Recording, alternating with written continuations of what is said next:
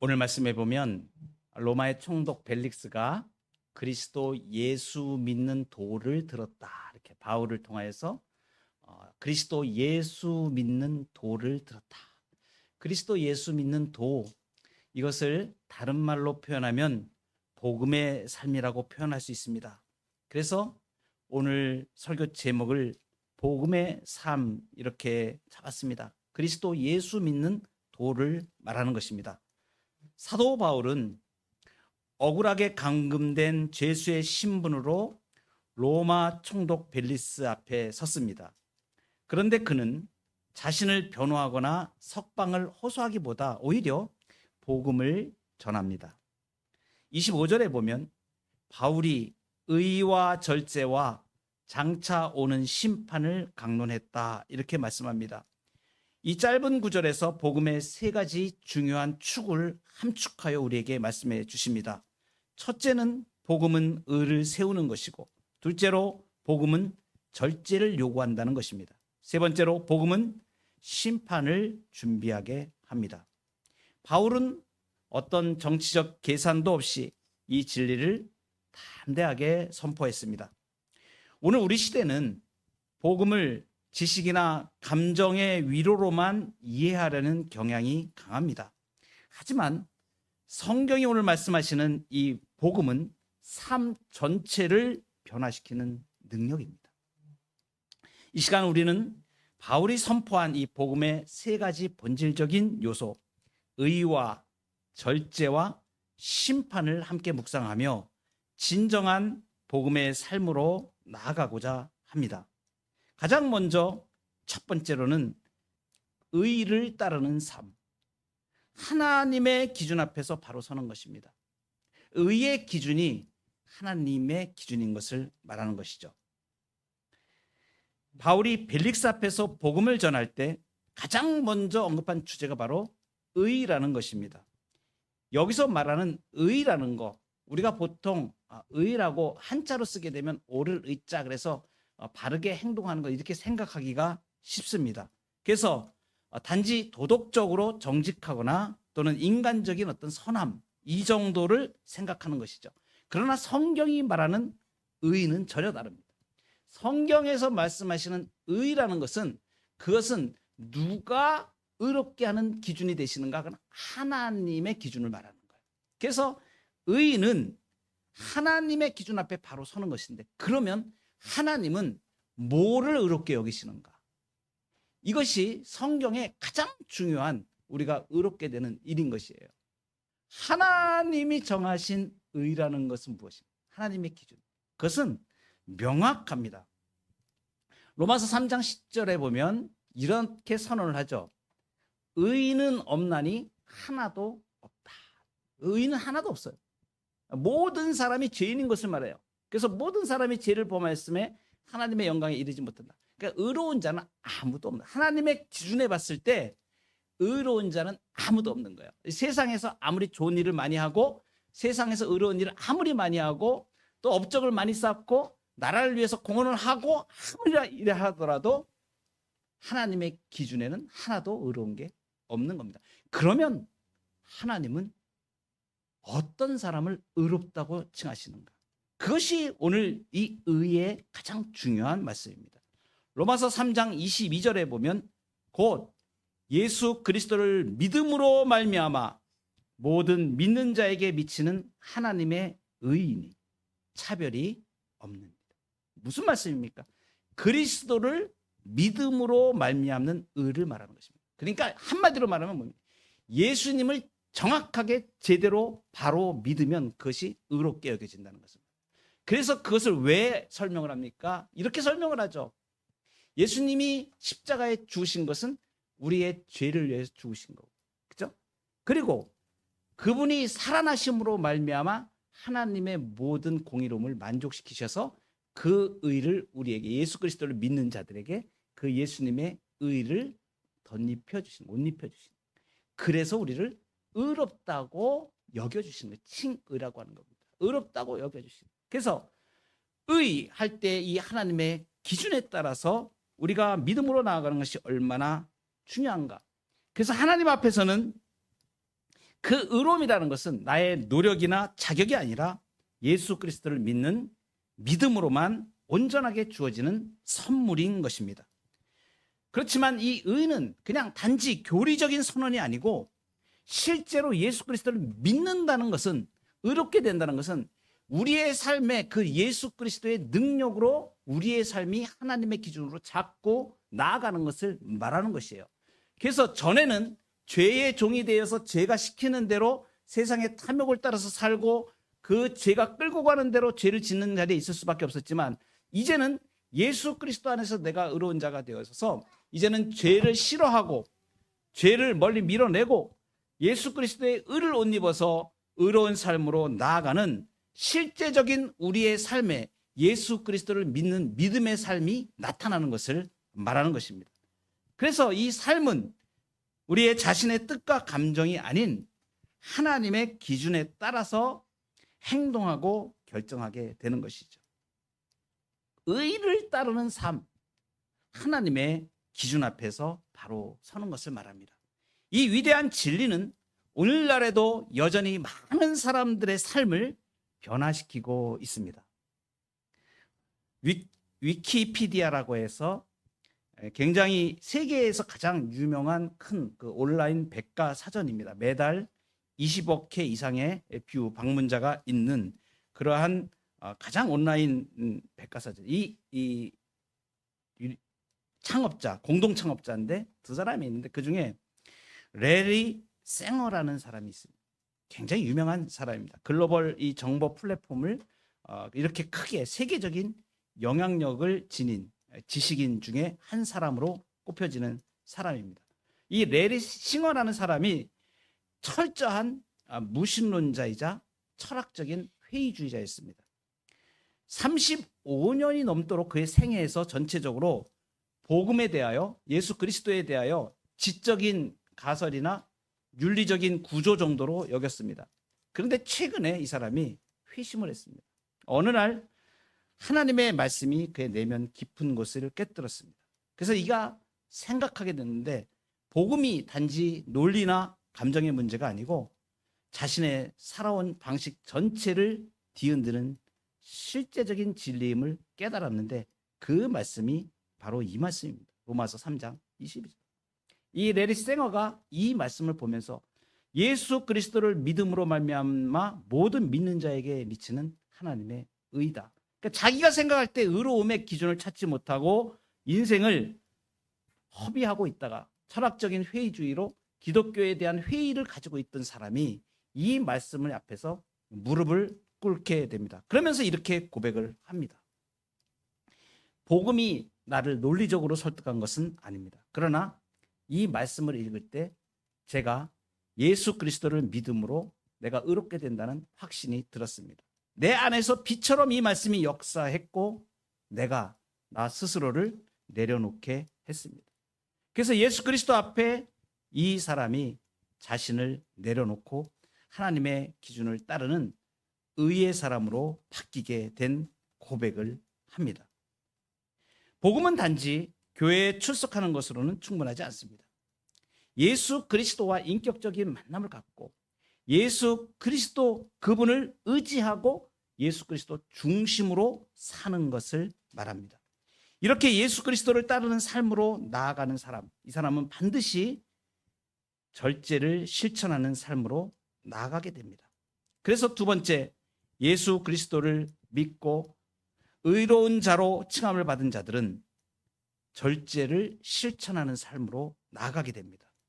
이 절제를 실천한다는 것은 복음으로 우리의 내면이 통제되는 것을 말합니다. 사도 바울이 오늘 벨릭스 앞에서 복음을 전하면서 의에 이어서 두 번째로 말한 것이 절제입니다. 이 절제는 그리스도인의 삶에서 매우 중요한 요소이죠. 단지 자제력을 가지는 그 수준이 아니고 무엇을 말하냐면 복음의 능력에 의해서 실제로 내 삶의 내면이 다스려지는 것을 말합니다. 그래서 갈라디아서 5장 23절에 보면 성령의 열매 중에 9가지 열매를 말하는 중에 온유와 절제니 이 같은 것을 금지할 법이 없다고 절제라는 부분을 성령의 열매로 꼽습니다.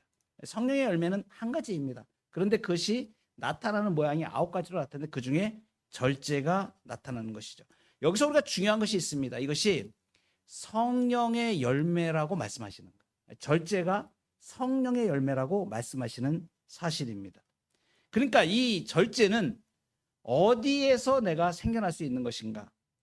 이거 인간적인 훈련이나 이러한 방식을 통하여서 얻을 수 없다는 성격을 가진 것을 말하는 거예요. 그러니까 이 절제는 세상에서도 사람들이 많이 절제를 이야기합니다. 그러나 성경에서 말하는 절제는 무엇을 말하는가 하면 성령의 능력에 의해 지배를 받는 것, 성령을 따라 사는 그 실체를 말하는 것입니다. 그래서 자발적인 통제가 되어지는 거예요. 성령께서 일하심의 능력과 작용으로 예수 그리스도를 믿는 의롭다함을 받은 자들의 내면에서 성령께서 푸시하시는 것을 말합니다. 말씀하시는 것을, 다스리시는 것을 말합니다. 그래서 하나님의 뜻 안에서 나를 다시 정의하고 순종하는 삶의 태도로 나아가게 되죠. 지금 이 사도 바울이 이야기하는 의와 절제와 심판을 지금 말하는 그 대상, 벨리스 총독입니다. 이 벨리스 총독은 성경에 나타나는 바대로 봐도 굉장히 권력과 돈 그리고 쾌락에 깊이 빠져 있는 자인 것을 알 수 있습니다. 그리고 그 안에 드루실라라고 나오는데 이 사람은 유대인입니다. 헤롯 아그리빠의 왕의 딸로 알려져 있습니다. 원래 다른 사람의 아내였는데 이 야망을 따라서 자기 남편을 이렇게 바꿔치기 하는 이러한 사람, 여자예요. 그러니까 벨릭스와 결혼한 이렇게 되는 거죠. 그러니까 지금 이 바울이 전하는 의와 절제와 심판을 듣는 이 사람들이 지금 뭐 어떤 사람이냐면 자신의 욕망을 따라 철저하게 살아가는 그 사람을 말합니다. 그럼 이 두 사람 벨릭스와 드르실라의 지금 있는 모습만 보면 외형적으로는 굉장히 성공한 것처럼 보이죠. 그렇지만 하나님 앞에서는 전혀 통제될 수 없는 그런 내면을 가지고 있는 사람들이었습니다. 이 권력자들 앞에서 지금 바울이 그 삶의 정면으로 도전하는 복음을 지금 선포하는 것이죠. 절제 없는 삶은 결국 통치 밖에, 하나님의 통치 밖에 있는 삶이지 않습니까? 그것은 멸망으로 이어진다는 진리를 분명하게 선언하는 것입니다. 우리의 생활 속에서도, 우리의 현실 속에서도 절제가 필요한 영역이 많습니다. 특히나 감정을 통제해야 되고, 또는 우리의 언어를 절제해야 되고, 그리고 우리의 시간과 물질의 사용도 절제가 필요합니다. 그러나 요즘 시대에 이 쾌락이 만연하고 중독이 만연한 이 시대에는 특별히 더 음란한 것, 그리고 음란의 중독, 또 도박, 이 모든 것에서 절제가 필요한 시대입니다. 이것은요, 인간의 힘만으로는 이길 수가 없습니다. 여러분 주변에서 그런 사람들 많이 보셨을 거예요. 담배를 피는데 몇십 년을 피워왔습니다. 그 사람 담배 끊으라 그러면 다 되게 힘들어합니다. 못 끊는다 그래요. 담배 못 끊는다 그래요. 여러분 그 알코올에 중독된 사람이 있잖아요. 자기 의지로 안 됩니다. 그래서 잠깐 자기 의지로 그걸 결정해가지고 손을 안 댔다가도 다시 또 술에 손을 대고 금방, 또는 알코올 클리닉 병원에 들어갔다가 나오지 않습니까? 그래도 또 역시 알코올에 손을 댑니다. 여러분 도박 중독이 굉장히 무섭습니다. 도박 중독에 걸리면 탐욕을 따라서, 돈을 따라서 자기가 사기 당하는지도 모르고 돈을 갖다가 거기다 막 집어넣고 그래요. 헷가닥 하는 거죠. 그 사기꾼들은 또 요새 교묘하게 그렇게 사람들의 심리를 이용해 가지고 극성을 부리지 않습니까? 많은 일들이 있습니다. 도박 그러면 저도 거의 상도박 수준에까지 갔던 사람입니다. 평생을 금융 쪽에, 증권업에 제가 종사를 했었기 때문에 그 일이 제가 얼마나 이 사람의 탐욕, 이 사람의 욕망을 자극하는가를 제 인생을 통해서 뼈저리게 느낀 사람입니다.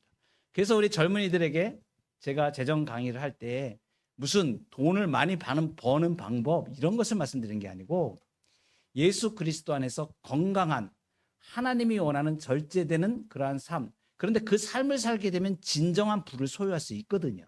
그것을 제가 깨달았기 때문에, 그래서 제가 처음에 우리 재정 강의를 하면서 젊은이들에게 항상 얘기하는 것입니다.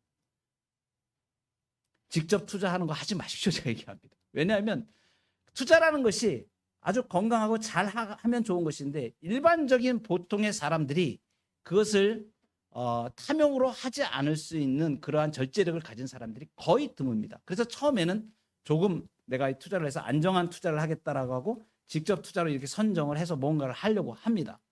하는데 결국은 어떻게 되면 조금 해보다가 돈을 좀 손실을 보거나 이렇게 되면 마음과 정신이 해가닥해가지고 그것을 복구하려는 마음으로 점점 깊이 빠지게 됩니다. 그래서 제가 투자에 대한 부분 직접 투자를 하지 마시고 대안으로 제가 가장 건강한 투자를 어떻게 할 수 있는지를 여러 젊은이들의 강의를 하고 그래서 그렇게 투자도 건강하게 해야 되고 그리고 이러한 부분들이 도박으로 이어지게 되면 얼마나 그 삶이 피폐해지는지 모릅니다. 약 30년 동안을 제가 거기 쩔어 살았던 사람입니다.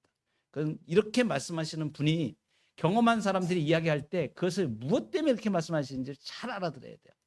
이 탐욕이라는 것, 돈에 대한 탐욕이라는 것은요, 절대 이 마음속에서 아무도 자신할 수가 없어요. 아무도. 뼈저리게 제가 느꼈습니다. 아예 가지 않는 것이 가장 좋은 방법이에요. 그래서 제가 건강하게 사고 행복하게 살려고 그러면 탐욕을 가지고 돈을 추구하는 그 일에 발을 끊으십시오. 제가 이렇게 말씀을 드립니다. 그거 있어도 살고 없어도 삽니다. 결국은 자기뿐만이 아니라 자기 가정까지도 다 망하게 하는 그러한 탐욕의 삶이 결과를 가져오는 것을 많이 보게 됩니다. 절제가 필요합니다. 이 절제는 그래서 어떻게 우리가 그것을 따라갈 수가 있는가? 성령의 사람으로 성령께서 인도하시는 부분을 우리가 정해나가면서 그분의 인도하심을 받아가면 우리의 삶에서 가장 건강한, 왜냐하면 하나님께서는 가장 선하시는 분이시기 때문에 우리의 삶을 가장 선한 방법으로 인도해 가셔요. 그래서 우리가 어떠한 일을 결정을 할 때에 그것이 탐욕이 되지 않도록 결정하려면 성령께 의탁해야 됩니다. 말씀에서 우리에게 분명하게 말씀하시죠. 모든 사람에게 구원을 주시는 하나님의 은혜가 나타나 우리를 양육하시되 경건하지 않은 것과 이 세상 정욕을 다 버리고 신중함과 의로움과 경건함으로 이 세상에 살게 하셨어요. 여러분 이 말씀에 주목을 하시기 바랍니다. 모든 사람에게 구원을 주시는 하나님의 은혜가 우리를 양육하시는데 이 세상의 정욕을 다 버리고 신중함과 의로움과 경건함으로 이 세상에 살게 하셨다. 성령을 따라 살면 주님의 뜻대로 절제하는 삶으로 나아갈 수 있다는 것을 우리에게 말씀해 주시는 것입니다. 하나님이 기뻐하시는 선택을 할 수 있는 상태로 성령을 의지하고 우리의 마음 상태를 주님께 맡기는 것, 그것이 바로 절제입니다. 이렇게 복음의 삶을 사는 사람, 절제된 삶을 사는 사람은 반드시 그 삶이 심판을 준비하는 삶으로 나아가게 되어 있습니다. 그래서 세 번째, 장차 오는 심판을 준비하는 삶. 이것이 복음의 삶입니다. 지금의 선택이 영혼을 결정합니다. 바울이 벨릭스 앞에서 전한 복음의 마지막 핵심입니다. 장차 오는 심판이죠. 그는 권력자 앞에서 거리낌 없이 말했습니다. 복음은 단지 현재의 위로와 윤리적 개선이 아니고 미래의 영원한 심판을 준비하는 것이다. 그래서 히브리서에 보면 이 말씀이 있습니다. 한 번 죽는 것은 사람에게 정해진 것이요 그 후에는 심판이 있으리니. 반드시 심판이 있습니다. 모든 사람들에게 현재적으로 내리는 심판도 있지만 종말에 최종적으로 모든 선악간에 심판하시는 하나님의 마지막 심판이 있습니다. 모든 인생은 반드시 하나님의 심판대 앞에 서야 됩니다. 이 심판은 피할 수 없는 하나님의 공의로우심입니다. 바울이 이 심판을 지금 벨릭스와 드르실라 앞에서 이야기하니까 이 벨릭스가 양심이 흔들렸습니다. 갑자기 두려움이 임하는 것이죠. 자기의 삶을 딱 보니까 심판이 딱 임하는 것에 대하여 그 말씀을 들었을 때 떨 수밖에 없는 거예요. 벨릭스의 양심을 흔들었습니다. 그래서 이 사람이 25절에 보면 벨릭스가 두려워하여 이르되 이제는 가라. 내가 틈이 있으면 너를 부르리라 하고 자꾸 불러가지고 죄수인 신분에 있는 이 바울에게 뭐 돈을 좀 뜯어낼 수 있을까? 뭐 별의별 생각을 다 이렇게 하는 것이죠. 이렇게 하면서도 말씀을 들으니까 두려움이 임했던 것입니다. 그렇지만 이 벨릭스는 그 두려움이 잠시 그 두려움이 왔는데 그것을 그냥 싹 외면해버리고 회개하지 않았습니다. 진리를 분명하게 지금 들었지만 미뤘습니다. 복음이 제시하는 구원의 기회를 지금 말고 좀 더 여유 있을 때 이렇게 미루는 것이죠. 그래서 성경은 우리에게 말합니다. 보라, 지금은 은혜 받을 만한 때요. 보라, 지금이 구원의 날이로다. 고린도후서 6장 2절 말씀. 그러니까 우리가 은혜를 받고 이 심판을 준비하는 것은 내가 미뤄서 될 일이 아니고 지금 결정해야 됩니다. 지금의 선택이 영혼을 결정하는 것입니다. 심판에 대한 믿음은 오늘 우리의 삶을 변화시키죠. 우리는 지금 무엇을 선택하는가? 어떤 가치를 따르는가? 어떤 말을 하고 어떤 태도를 가지는가? 이 모든 결정은 장차 올 심판의 날에 다 드러나게 됩니다. 우리가 어렸을 때 엄마 아빠가 좋아하는 일을 이렇게 할 때 어떻습니까? 기쁨으로 하게 되죠. 저 같은 경우는 어렸을 때 이제 우리 아버님의 구두를 닦는 아침에 일찍 일어나서 아빠 구두를 내가 닦아 놓는 거예요. 그러면 아빠가 칭찬을 하는 것이죠.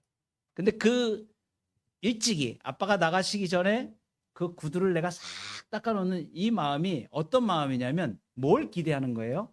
야, 너 참 잘했구나. 쓰담 해주면서 우리 아들 최고야. 이런 칭찬을 받고 그 기쁨이기 때문에 그걸 기대하고 그 일을 하지 않습니까? 반면에 나쁜 일을 하려고 하다가도 그 일은 이거 내가 들키면 이거 혼나지. 이거 하면 안 되지. 이런 마음을 우리가 어렸을 때 많이 갖지 않습니까? 바로 이것이 뭐냐면 내가 한 일의 결과가 어떻게 되어지는지를 예측하고 준비하는 것을 말합니다. 그래서 심판을 생각한다고 하면 반드시 그 삶이 정결할 수밖에 없는 것이죠. 예수님이 다시 오실 때에 우리는 두 가지 중에 하나로 설 것입니다.